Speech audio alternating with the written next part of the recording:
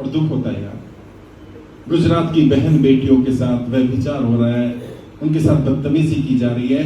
गुजरात के व्यापारियों की बहन बेटी को कहा जा रहा है अगर तुम किस्त नहीं भर पा रहे, अपनी बहन को, अपनी बेटी को, अपनी बीवी को भेज दो, हम वसूल कर देंगे।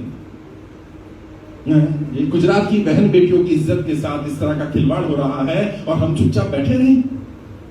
बोलना पड़ेगा साहब। और बाबा साहब अम्बेडकर ने कहा था कीमत चुकानी पड़ेगी, बोलने की भी कीमत चुकानी पड़ेगी और चुप रहने की भी चुकानी पड़ेगी।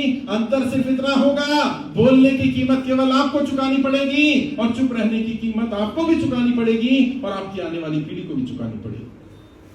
और तय कर लो कि आने वाली पीढ़ी को भी कीमत चुकानी है या हमें कीमत चुकानी है। बोलिए, अपनी बात रखिए। क्यों? क्योंकि आपने कोई गुनाह नहीं कर दिया, आपने कोई अपराध नहीं कर दिया। अपने आप को अपराधी मत मानो।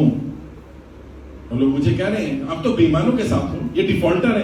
अरे नहीं, बेईमान लोग ऐसे आते नहीं है।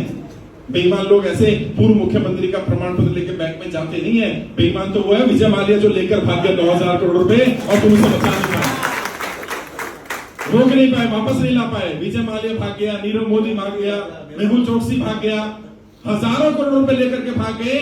उनका कोई घर कब्जा नहीं होता, उनकी गाड़ी नहीं छीनी जाती, उनकी दुकान पर, उनके दफ्तर पर ताले नहीं लगाए जाते। और आम इंसान का एक किश बाउंस हो जाए, उसकी गाड़ी छीन लेते हैं। उसकी कमाई का धंधा, जो टैक्सी चलाता है, उसकी तो कमाई का साधन ही गाड़ी है और आप सड़क चलते गाड़ी छीन लो। जबकि हाईकोर्ट का, पटना हाईकोर्ट का निर्णय है सड़क चलते किसी की गाड़ी नहीं छीनी जा सकती और अगर कोई छीनता है तो ये अपराध है। लेकिन नहीं मानते, गुड्डे रखे हुए, बदमाश रखे हुए। फिर कहते कोई बोले नहीं। कैसे नहीं बोले? बोलेंगे, बोलना पड़ेगा। और क्या करेंगे? आप रोकना चाहते हो रोक दो यार, मारना चाहते हो मार दो, क्या फर्क पड़ेगा? और मैं तो कहता हूं कायर की 100 साल की जिंदगी से शेर की एक दिन की जिंदगी बेहतर होती है। जब तक जियो क्लियर मत कर देती हो, ताकि इतिहास याद रखे। क्योंकि इतिहास कायरों का नहीं लिखा जाता साहब, इतिहास लड़ने वालों का लिखा जाता है, हक की बात कहने वालों का लिखा जाता है। और कोई तो बोले। गुजरात के व्यापारियों की बहन बेटियों की इज्जत के साथ खिलवाड़ होता रहेगा, व्यापारियों को परेशान करते रहेंगे और हम चुपचाप बैठे रहेंगे। बात करते हैं गुजरात अस्मिता की।